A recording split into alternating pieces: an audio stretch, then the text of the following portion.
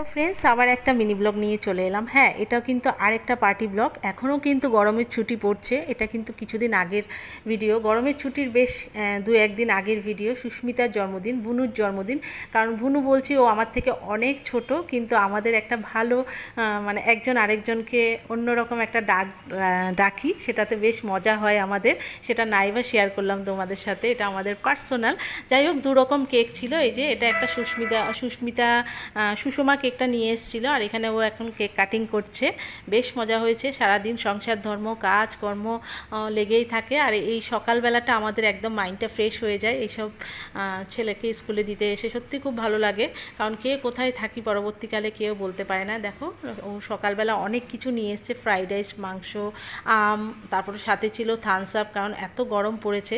যাই হোক, আজকে আমাদের সুস্মিতার জন্মদিনের ভিডিওটা তোমাদের কেমন লেগেছে অবশ্যই কিন্তু জানিও।